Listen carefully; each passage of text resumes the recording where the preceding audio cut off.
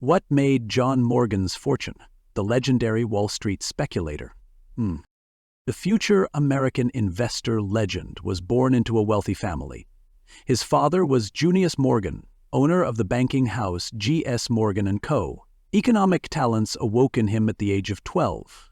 Then he and his cousin opened a diorama Columbus Landing in America.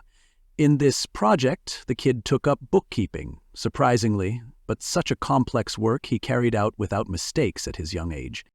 The habit remained in adulthood. John took a useful habit of personally checking the financial statements of the company. Chapter 1. And receiving welcome. A little historical background. Pierpont was far from the first businessman in his family. Almost all of his ancestors were crafty Yankee businessmen. For example, his grandfather Joseph opened a tavern, which was famous for its first-class whiskey and rum, and after that he switched to the transportation business, carrying out transportation on stagecoaches. Father was even more successful. He successfully ran a banking organization that helped the British to make the right investments in the United States. So the son only had to continue on this glorious path, especially since his father taught him some of the wisdom of accounting. A deviation from the rules. However, after receiving an excellent European education, Morgan Jr. almost abandoned the business. The reason was his love for a girl with tuberculosis. Despite the threats of an influential father, the young married. However, no best doctors and money did not help to save the young wife of our hero. Of course, later John entered into a new marriage and even had many mistresses. However, no one could no longer melt the cold heart of the businessman. He harbored romantic feelings only for successful deals. The first business steps. They may be dated from the 50s of the 19th century. Our hero decided to purchase 5 shares of stock in the Pacific Mail and Steamship Company. Each of them cost $63. His father was against it. He said that the ships of this enterprise were often wrecked. Sensitive parental experience did not fail. In the end, Morgan was at a loss of $1,500. However, he quickly covered the cost of buying a single share of Central Michigan Railroad Company. It was this security speculator a little later sold with 100% profit. Civil War to help. Speculation was Morgan's specialty. Only during the war between the American North and South, the subject was already weapons. Pierpont earned up to 25% of net profits, selling the Northerners non-working weapons bought from Confederates. These are not the only frauds on which Morgan was able to rise. Soon after the arms deals, he became involved in government banknotes, and in the companionship of the businessman took a financier with a not very good reputation. Morgan and Ketchum borrowed money and bought bullion. After a sufficient amount of gold bars was accumulated, the companions sold a little more than half of it on the English currency market. Everything was calculated in advance. On the New York market began a shortage. The cost of an ounce began to skyrocket upward. After the peak, the swindlers began to sell the rest of their stock. Scam brought them $132.4 thousand of net profit. Colleagues from Wall Street were delighted, calling the speculator savvy, and only one father resented the heir's unethical business practices. He even found his son a new, experienced companion, but the younger Morgan did not obey anyone, sending the assistant to retirement. Railroad Tycoon. In addition to successful speculation, Pierpont began investing in the railroad business.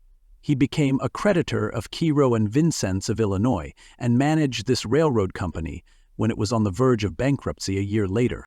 Other examples remain in history. For example, although Pierpont's bank was only issuing bonds for Chicago and Alton, Morgan was able to prohibit them from issuing additional bonds. Interesting fact. After the Tycoon won a lawsuit over another company, Albany, he surrendered the railroad to another plaintiff for a term of 99 years. Other interesting projects. Morgan took a keen interest in science, so much so that he supported Thomas Edison's project to light up downtown Manhattan and the Tycoon's banking house. In further plans was the electrification of all major U.S. cities. However, the genius scientist was carried away by other projects, not the development of business. Therefore, Morgan had to merge his firm Edison Electric with a competitor, Thomson & Houston. The new company was called General Electric. The businessman also made deals with publishing houses. For example, it is known that he helped Harper's Brothers come out of default. He not only led a successful issue of shares for $2 million. A few years after this campaign, the banker gave the publishing house an interest-free loan for $2.5 million. By the way, Pierpont himself considered such cooperation as charity. The King of Steel. Morgan willingly supported the steel industry, which was gaining momentum. It was he who actively helped to form the Federal Steel Holding Company, uniting in it large steel production facilities. At first, the big steel magnates laughed at Pierpont's new brainchild, calling it a securities concern. However, Federal Steel quickly became a competitor to the company of the author of these words, Carnegie Steel Company. Soon there was talk of a takeover, and the purchase was facilitated by the president of the competitor. The deal was closed at a price of $480 million for the corporation. Morgan acquired it without bargaining. Today, it is the largest American metallurgical concern, U.S. Steel. The Vanderbilts' biggest deal ever. Morgan was the first to learn that the heir to a 75% stake in New York Central, a railroad company in the United States, had decided to sell his stake. It was investment banker Pierpont who was assigned to handle the case. The initiator of the transaction wanted to make it a secret. Morgan made the best of it. He bought back shares at $120 apiece through a banking syndicate and sold at $311 in small packages.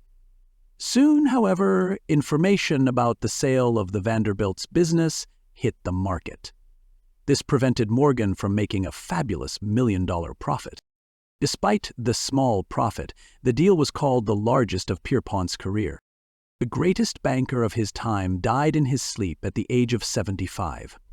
Interestingly, his personal fortune was estimated at only $118 million, 50 of which was an extensive art collection. Such treasures caused Rockefeller's bewilderment and helped to give birth to the famous phrase, "Wow, Morgan was not a rich man at all." That's all for today. Subscribe to the channel and give us your likes. Thank you for being with us today.